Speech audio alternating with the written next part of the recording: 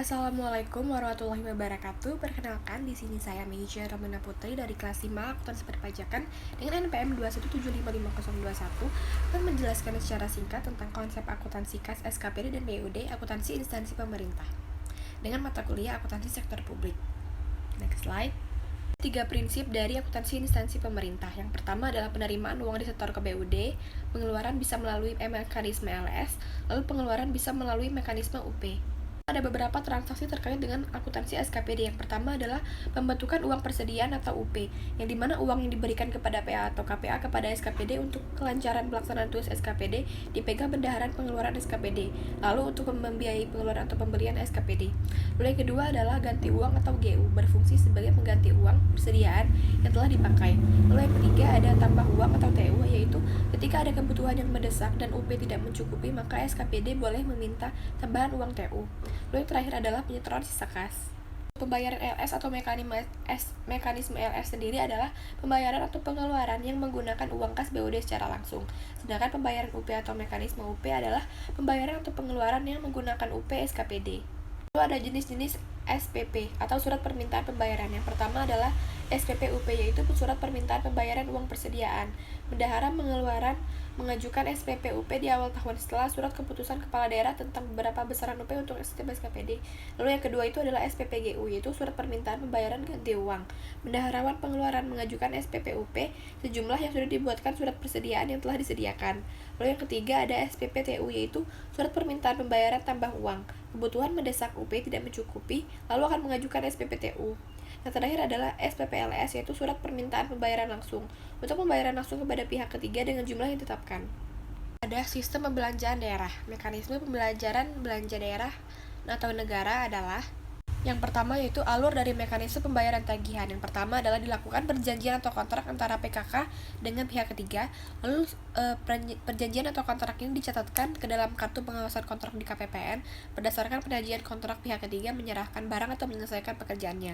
Lalu yang ketiga adalah akan menyerahkan pertagihan ke KPD kepada PKK. Lalu akan memverifikasi tagihan tersebut dan selanjutnya memutuskan apakah akan dibayar melalui mekanisme uang persediaan atau UP. Lalu yang terakhir keempat adalah apabila penyelesaian tagihan dengan menerbitkan SPLS, selanjutnya PPSPM akan menerbitkan SPMLS ke KPPN. Lalu ada perjanjian kontrak untuk BPBJ. Yang pertama adalah bukti pembelian, kwitansi, surat perintah kerja, surat perjanjian atau kontrak, surat pesanan. Lalu penetapan keputusan yaitu adalah berdasarkan surat keputusan dan juga berdasarkan surat tugas. Lalu ada beberapa jenis metode pembayaran. Yang pertama adalah pembayaran langsung dan juga pembayaran UP, yang sudah dijelaskan seperti pada video yang beberapa menit sebelumnya. Lalu adalah penyelesaian tagihan melalui mekanisme pembayaran SL. Jadi penjelasan itu adalah seperti ini, bisa dibaca mulai dari perjanjian pertama atau mengajukan penyelesaian pekerjaan, lalu juga akan PPK melakukan perjanjian dan penelitian material seperti yang sudah dijelaskan pada slide, bisa dilihat dalam slide tersebut. Berikut adalah lanjutannya. Jadi setelah pihak ketiga mengajukan tagihan disertai bukti, lalu akan menerima uang. Selanjutnya PPK berhak untuk menguji atas UP apabila menyanggupi UP tersebut. Dengan artian apabila memenuhi syarat, maka akan dibayarkan tagihan tersebut seperti yang tertera. Dan berikut adalah penjelasan lebih lanjut lagi mengenai GUP. Yang pertama, bendahara pengeluaran menyampaikan bukti pengeluaran kepada PPK, lalu bukti pengeluaran tersebut PPK melakukan pengujian. Seperti yang sudah dijelaskan pada slide. Akuntansi belanja, beban, dan juga persediaan terdiri dari LRA dan juga LO, barang dan jasa, APK, konsumsi, narasumber, honor, dan juga gaji. Akuntansi belanja daerah, barang dan jasa, definisinya adalah semua pengeluaran dari rekening kas umum daerah yang mengurangi saldo anggaran lebih dalam periode tahun anggaran bersangkutan yang tidak akan diperoleh pembayarannya kembali oleh pemerintah. Belanja adalah kewajiban pemerintah daerah yang diakui sebagai pengurang nilai kekayaan bersih. Lalu klasifikasi belanja menurut Kemendagri dikelompokkan sebagai belanja operasi, belanja modal, dan juga belanja tak terduga. Berikut klasifikasi belanja menurut Kemendagri. Prinsip pengakuan dan pengukuran belanja diakui pada saat terjadinya pengeluaran dari rekening kas umum daerah, pengeluaran melalui bendahara pengeluaran, pengakuan belanjanya terjadi pada saat pertanggungjawaban atas pengeluaran yang disajikan. Lalu koreksi atas penerimaan kembali belanja yang terjadi pada periode dicatat sebagai pengurang belanja.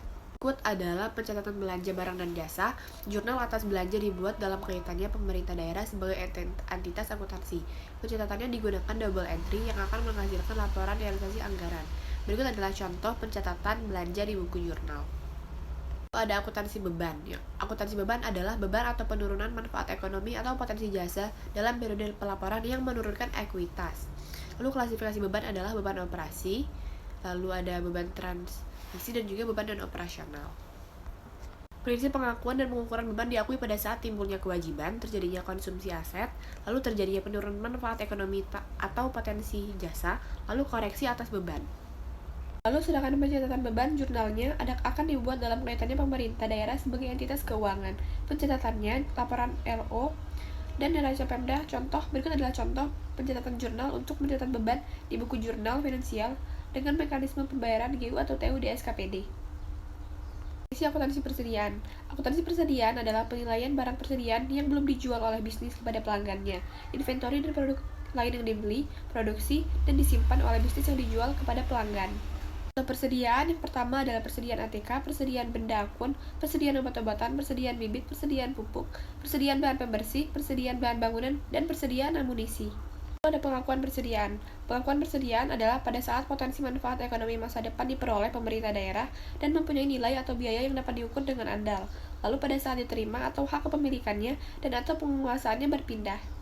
Pengukuran persediaan adalah yang pertama adalah pada saat biaya perolehan bila diperoleh dari pembelian biaya, lalu harga pokok produksi apabila diperoleh sendiri, lalu nilai wajar apabila diperoleh dengan cara seperti donasi, lalu persediaan dinilai dengan metode masuk pertama keluar pertama.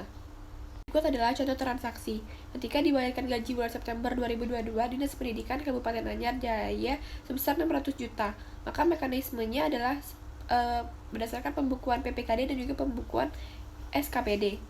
Berikut jurnal yang tertera adalah contoh transaksi SKPD. Ketika dibeli perlengkapan kantor senilai 80 juta rupiah oleh Dinas Pendidikan, mekanisme UP dan juga GU adalah seperti berikut. Jurnal LLA, jurnal LO, jurnal LO, dan juga jurnal LO. Lalu berikut adalah contoh transaksi persediaan. Ketika pada akhir tahun 2022 persediaan yang terdiri sebanyak 10 juta sedangkan di neraca saldo nilai persediaan adalah 6 juta rupiah, maka jurnalnya LO adalah persediaan pada beban persediaan nilai 4 juta selisihnya. Baiklah, mungkin sekian yang dapat saya sampaikan. Kurang lebihnya saya minta maaf karena kesempurnaan hanya milik Allah Subhanahu wa taala. Saya akhiri. Wassalamualaikum warahmatullahi wabarakatuh.